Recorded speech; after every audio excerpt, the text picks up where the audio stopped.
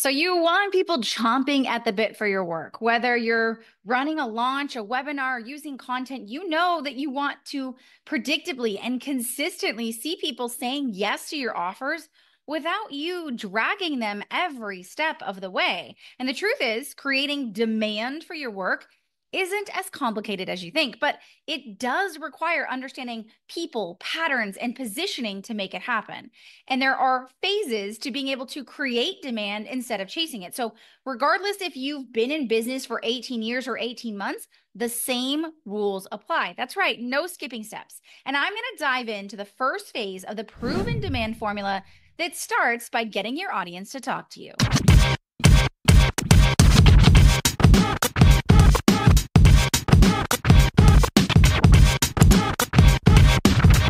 Now, hey, and welcome back to the Business Real Talk.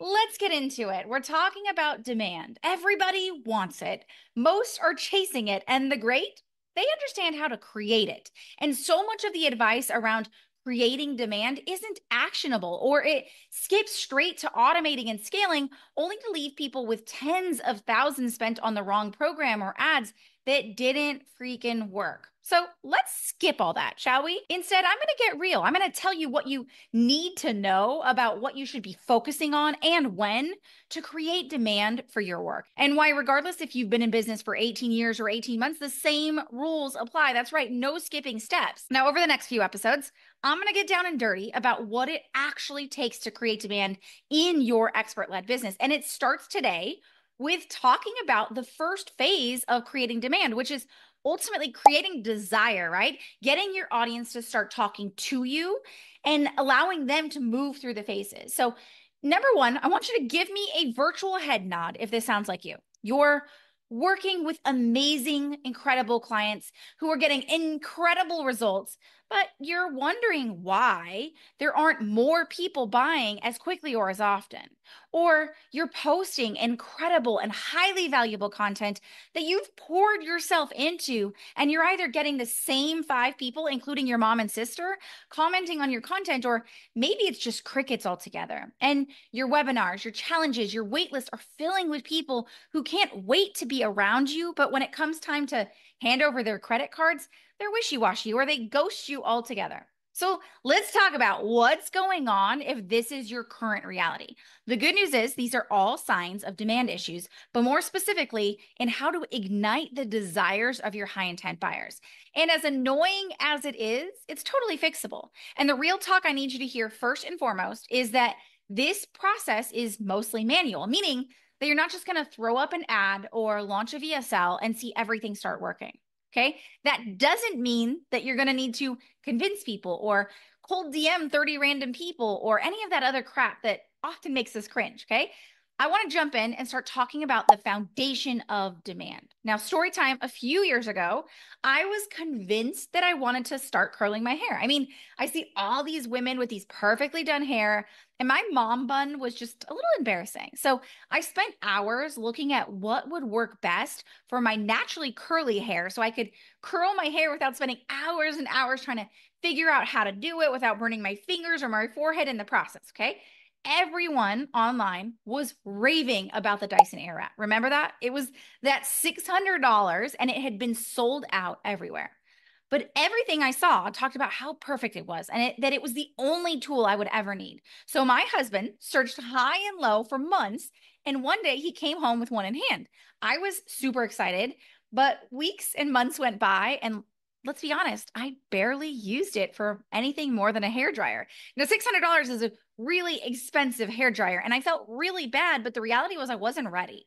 I was trying to figure out how to get my hair dry enough so the curler one would work, and then it would get too hot. And then honestly, I just wasn't ready. I didn't have what I needed, right? Many of you are skipping to the Dyson hair wrap level of demand in your business. You're paying for the expensive ads agency to build out a dozen of ads and shoveling out tens of thousands of dollars in the process, only to get fully burned and be frustrated. Or you're spending months building out a winning webinar or a low ticket funnel, whatever next best thing that coach told you needed to do. And you're turning it on with high hopes, but you have little to no conversions. And let's be honest, it has nothing to do with how long you've been in business. Have I iterated that enough? Demand is one of those things that will make a decade-long expert feel like a total newbie because they don't understand the 3 phases they have to go through. So let's break it down, starting with phase 1. Phase 1 is the desire phase, okay? This is how you get your audience talking back to you. This is where they're raising their hand for your next steps. They're following your call to action. They're moving towards what you want them to do. And this is typically related to your messaging. Is your messaging talking to the right people?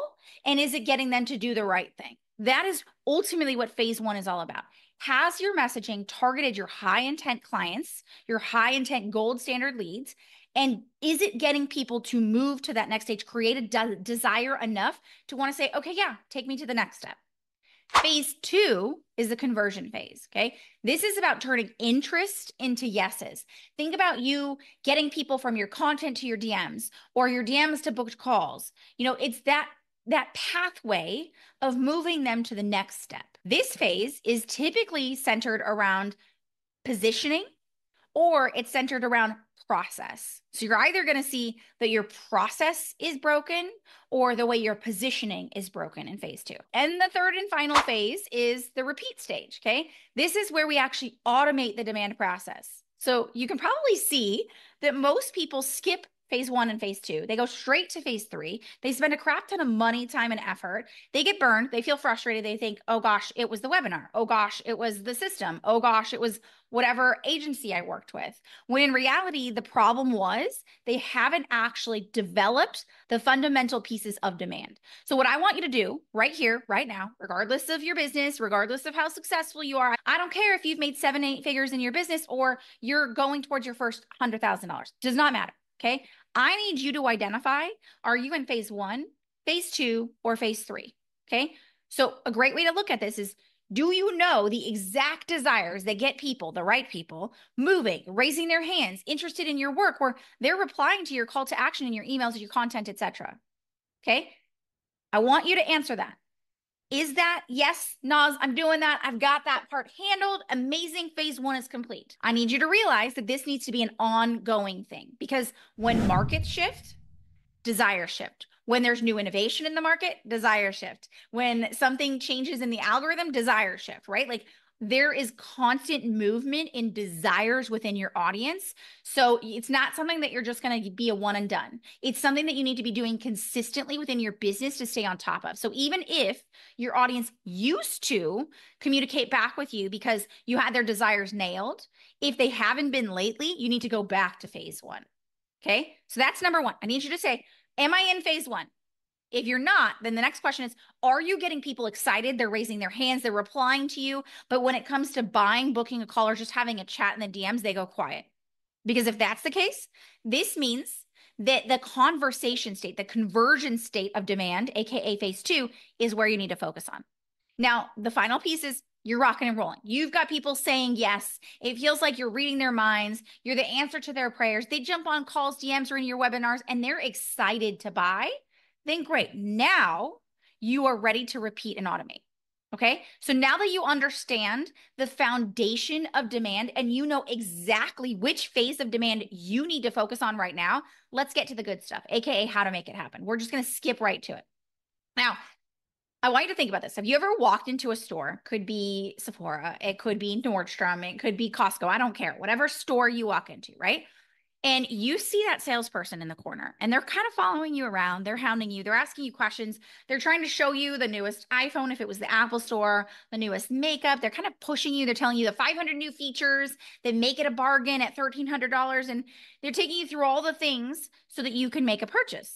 And when you get there, all you want to do is hide, right? You want to put your head down. You want to avoid eye contact and you hope that they don't see. This is a classic sign of lacking demand, right? And I'm going to hope that you're not doing that in your business, because if you right now feel like you are selling them on the value of something, or worse yet, that you have to force them to want that thing in the first place, you are moving the wrong direction and there's a limit of demand in your business. So I don't know about you, but I didn't create a life and business changing method only to try and feel like I'm spending all of my time convincing people that they need it.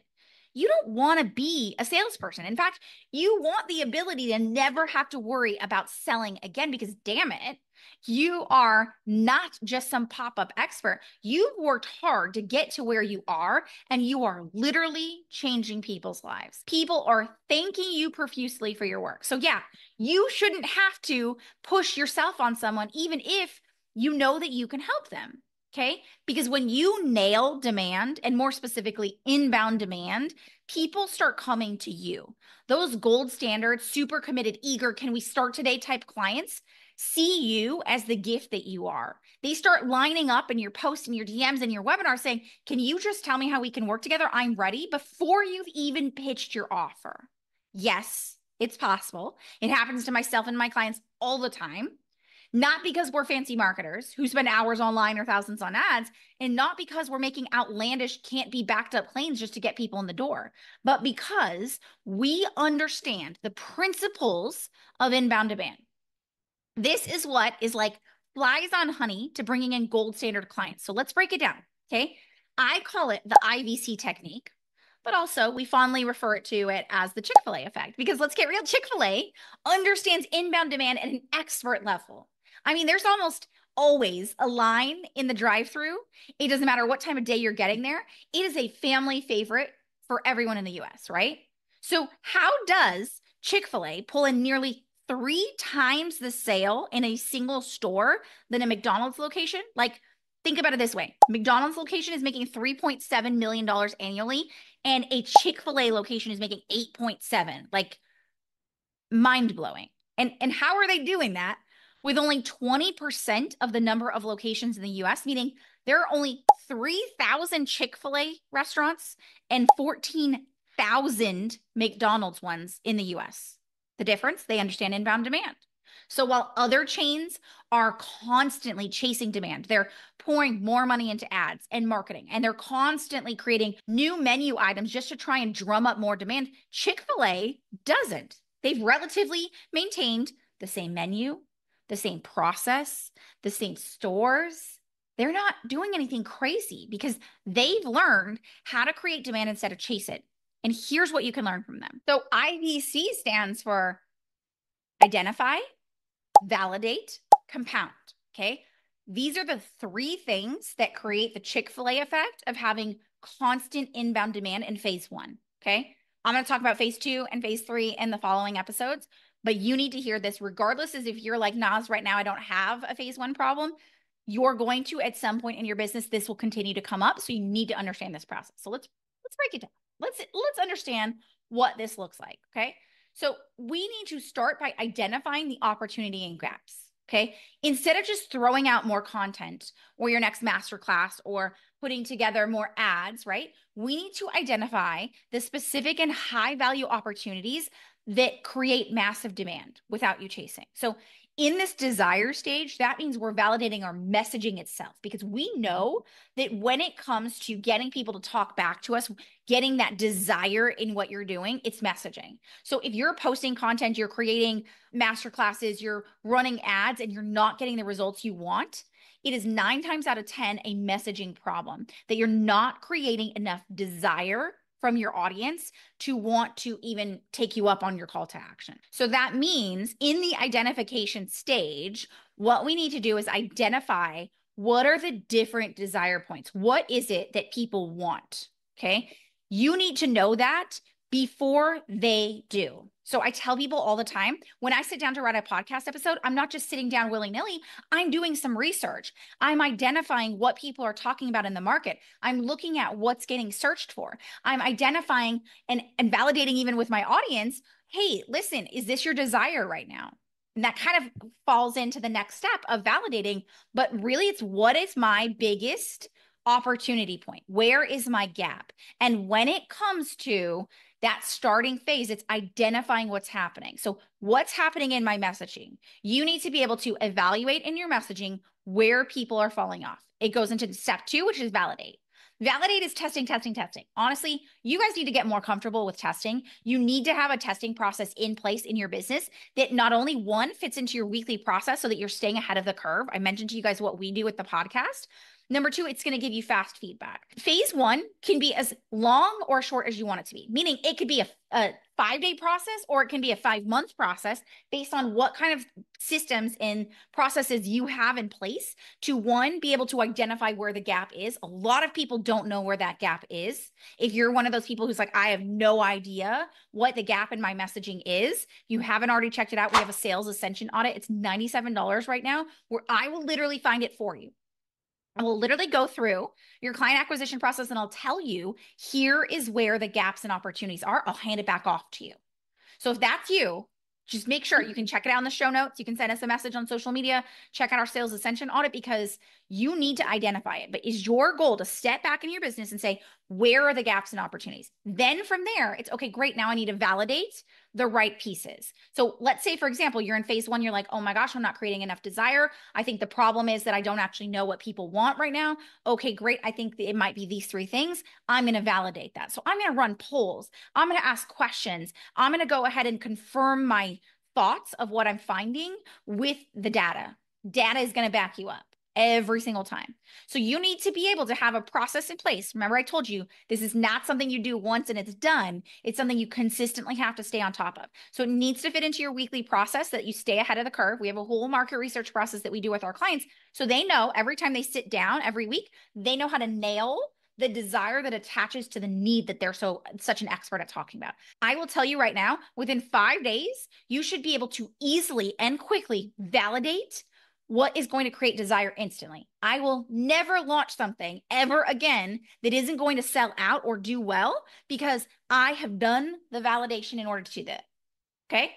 And the last and final piece is compounding. So compounding is understanding the fact that it's never going to be one thing that drives success. It's how those pieces compound together. So specifically in the desire stage, it's knowing how everything works together. So a great example of this is our content system. So our content system in our business and the ones that we teach our clients is all about how we actually leverage one angle of demand, right? One desire state that people have, and then leveraging a compounding process over 4 pieces of content that gets people to make a decision. So it's this micro decision. That is a form of compounding. And there's so many different forms of compounding, but the whole idea behind it is when we are creating desire, it's a compounding effect. Sure, you might write one piece of content that creates tons of desire, but there's typically a compounding process within it. When you understand this, you create a machine. Compounding is all about creating that machine so that you actually have a process that you say, Naz, I know every single week I can talk about XYZ desire. XYZ desire will bring me in these leads. These leads will convert to conversations. These conversations will convert to calls. It's a machine. The compounding process works over and over and over again. This is what I call the Chick-fil-A effect to when it comes to creating desire, knowing how to get people to say, yep, I absolutely want this without you needing to market your head off, without you needing to show up everywhere and anywhere, without you needing to lower your prices, without you needing to run discounts and all this other crap that people think creates demand. It's literally creating something that speaks to a desire so innately, so profoundly, and then compounds their decision. This is the power behind the Easy Yes method. You guys wonder why I geek out over talking about this every single time? Because I understood the gaps and the opportunities in the market. I understood that what people truly, genuinely want in their business is to be able to create easy yeses. Because easy yeses mean that you're no longer constantly putting yourself out there. You're not playing the guessing game, the sales game, the having to show up all over top of market game. This is the easy yes method. And it starts with there's 3 pieces to the puzzle. Number 1, knowing how to win the market. So part of this, of what we talked about today, is about winning the market, right? Creating demand for our work. But it also is about knowing how to create an uncontested marketplace. My clients aren't competing for space in a market. They're not one of many options. They're the only incomparable, unmatched solution. And I don't say that as like they're just great at marketing. They truly are creating what we call innovative gap methodology. So they come to me and they say, Naz, I get my clients amazing results. I know that what I do is really freaking amazing. I don't know how to put that into a space that makes people know and understand that I do things completely differently than others. Then I sit with them and I help them develop this innovative gap methodology that identifies where the gap in the market is for where we could be doing things better, helps them now bring that back to what they do and create a method that is so easily understood and resonant that people say, how have I not found you until now? You are the gift that I will pay 5 to 10 times more to work with because you've created an answer that has otherwise not existed. That is the first step in the EasyS method that helps you win the market. The second step is developing compounding decisions. So compounding decisions is I want you to learn how to develop the systems that work like as a machine and get people to sell themselves. We use what we call the Netflix effect, which simply put uses a bingeable micro decision process to get people through the course of either just one series. So an automated sales system, if you're in automated phase, if you're not in automating phase, we use content. So there's two different ways. So if you're a person who's like, I'm not ready for automation because Naz, I just went through this and I acknowledge that, great. We instead do that through content so that we can validate all those pieces. Or if you have all the pieces, then we do it through your sales system and we combine the two together. That's the second step. That's how you automate conversions, get people to show up to calls where it's just a matter of details. They're already sold on working with you. And the third and final piece of the puzzle is actually delivering results to your clients. This is by and far one of the most missed opportunities, and it's what we call the happy client machine. This is where you ensure that your offer and your delivery is getting results at scale, world-class results, so that your clients are ranting and raving about your work. They become your best salespeople. They talk about you to anyone who will listen, and they end up staying with you long-term. This is the power behind the EasyS method. It's why I'm so freaking excited and so freaking obsessed, is because I know that this is the only way for you to be able to accomplish this. I know that the EasyS method steps up where all other systems fail, because we understand that creating inbound demand in your business, getting the leads to sell themselves, comes down to those three pieces. So if you've heard enough and you're like, Naz, I'm ready, I want to learn about what this looks like, I want to invite you to a growth optimization call. This call is done directly with me, one-to-one. You and I will sit down, we'll look at your business, we'll look at where the gaps and opportunities are. I'll show you how and if the EasyS method can be applied to your business. This is a no pressure call. I don't operate in pressure because it's exactly what I teach. I actually don't even let you make a decision on the call. I will give you the information so that you can make a empowered decision that makes you feel really freaking excited. And I only share that if I feel like I can actually get your results. So if you're ready to book your call, head on over to easyesleads.com/call. If you're new around here, or you're like, okay, I get it, the EasyS method is amazing, where can I learn more? I want to invite you to check out our free bingeable series that breaks down the Netflix effect of how to get leads to sell themselves by heading on over to easyesleads.com to check out our on-demand series that breaks down the power of getting leads to sell themselves using the Netflix effect. So head on over to easyesleads.com.